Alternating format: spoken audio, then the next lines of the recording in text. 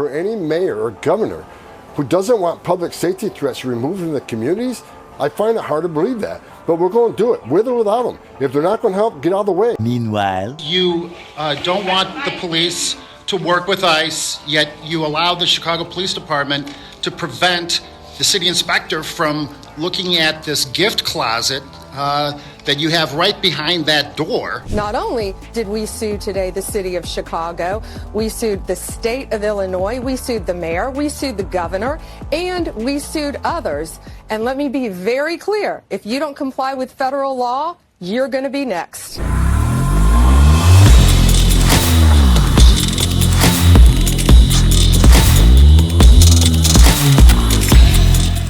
This video is brought to you by Synergy. Synergy is almost launched. At least our T-Force is almost launched. I think in March, our day and night drink, which is absolutely phenomenal. You guys are going to go crazy over it. I think we're going to sell out of it as soon as I make it live. But T-Force, on the 15th of this month, we're going to have T-Force available. I already have it here. My employees getting it. I give it to them. They can take it. I've been taking it, and I have been seeing results, bro. I don't know if the camera can catch. Let me put the camera on me, man. I've been seeing results, man. I'm not gonna lie, man. Since I've been taking T-Force, it's been really, really positive. I have a lot more energy. And if you're a man that want more energy and stamina, you want to be, you get your weight up in the gym, give T-Force a try. 30-day supply, money back guaranteed. But right now, you got to click notify being made available. So on the 15th, you'll get yours. We have a limited supply because I really want to see how much the demand will be. So we have a limited supply, and once they're out, we got to order more. So make sure you go to Synergy Lifestyle or SynergyLife.com, SynergyLife.com. Make sure you go to SynergyLife.com. That's SynergyLife.com. Mayor Brandon Johnson. I hate that we share the same name. He needs to change his name because all the Brandons I know are legit, except Brandon Johnson. He's under fire for lavish gifts. It's a lavish gift closet as he, an Illinois governor, blocks ICE operations for immigration or immigrants. DOJ is suing. So I want to go to the clip of Brandon Johnson getting exposed for his lavish closet. Now, I'm going to be fair and let the clip play before I make my judgment. Roll the clip. A new report is highly critical of the way the mayor's office handles gifts accepted on behalf of the city. The Office of the Inspector General says Mayor Brandon Johnson and his predecessor, Laura Lightfoot, keep a room on the 5th floor of City Hall to store those gifts, under an agreement with the Board of Ethics dating back to the Sawyer administration. The gifts should also be registered in a logbook.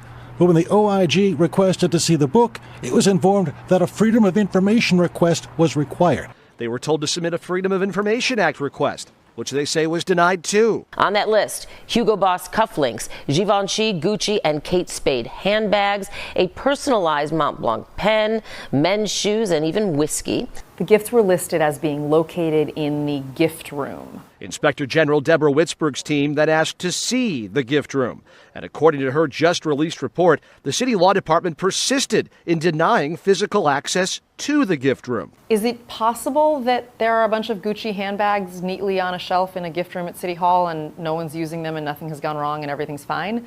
Yes, that is possible, but we're not in a position for a lot of benefit of the doubt here. I have never even seen this room that they're talking about. If people want a tour of this room, I'll sign up because I've never been to it myself. You don't want the police to work with ICE, yet you allow the Chicago Police Department to prevent the city inspector from looking at this gift closet that you have right behind that door that contains unregistered Gucci bags, Hugo Boss, cufflinks, Mont Blanc pens, top shelf liqueur. Mr. Kelly. Yes, I'm trying to ask my question.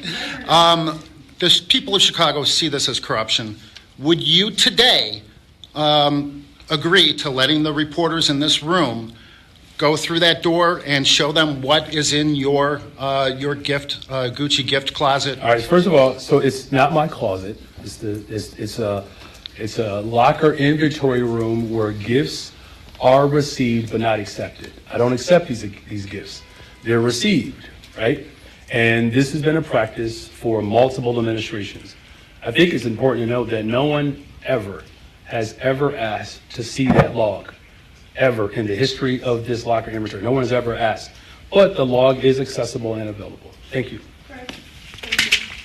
I'm going to do my best to try to break this down as simplistically as I possibly can.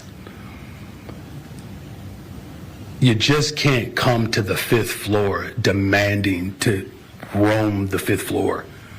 The FBI can't do that. Just can't do that. And there are people in this department, I want to make this point absolutely clear.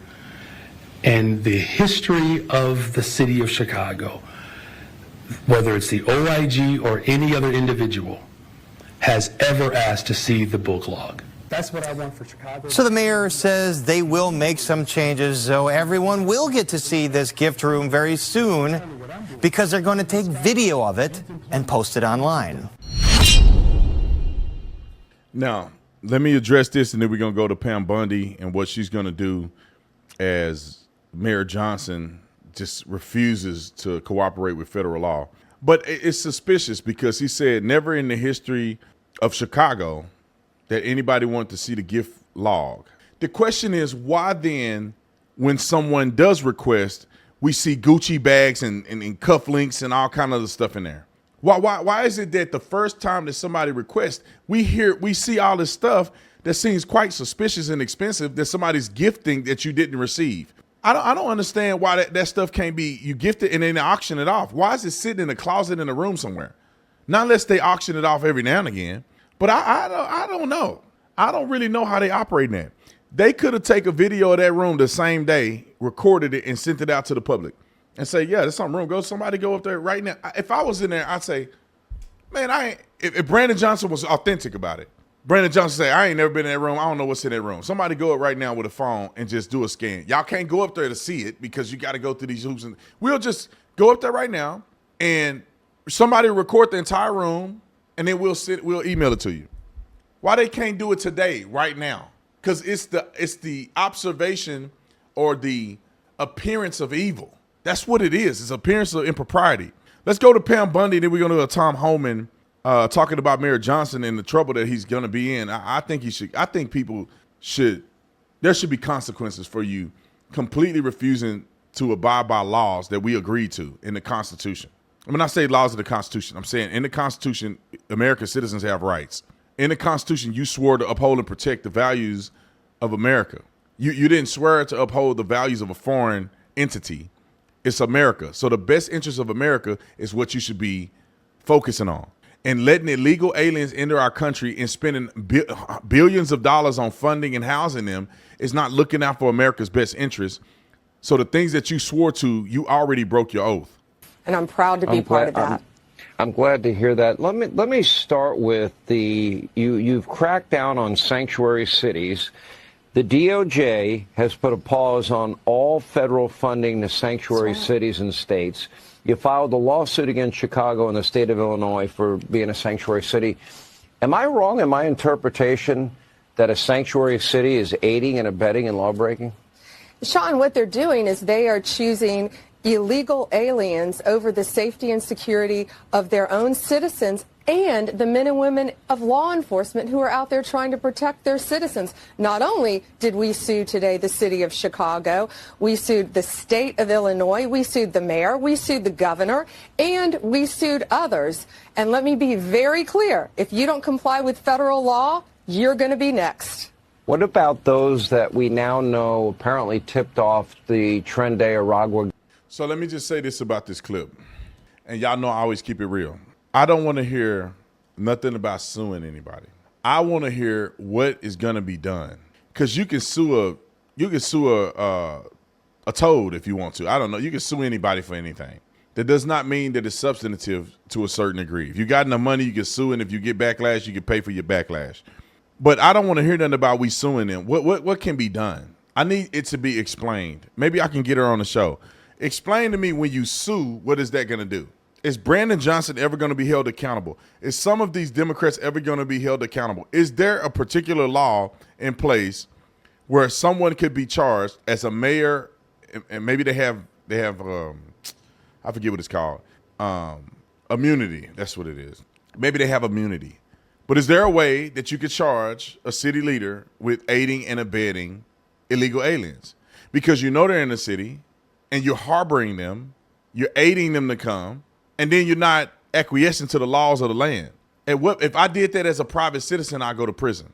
Just so y'all know, as a private citizen, if I knew that illegals were in the area and I solicit them to come to my house, and then while they're at my house, I'm not letting police come in and get them. I'm actively blocking while I know that they're illegal aliens. That's a crime. How then does a mayor? I hope I hadn't been calling Johnson the governor, but the mayor. How is it that he can get away with that without going to jail? Let's go to the Tom Homan clip because I want to hear what Tom Homan has to say about the impending ICE operations. Roll the clip. President Trump's Department of Justice is now suing Illinois Governor J.B. Pritzker and Chicago Mayor Brandon Johnson for, quote, with federal immigration enforcement. This comes shortly after Attorney General Pam Bondi's day one directive to enforce Trump's immigration crackdown. And it includes a complete pause of all federal funding for sanctuary cities that will not work with ICE. So we'll see if those sanctuary leaders start changing their tune from this message.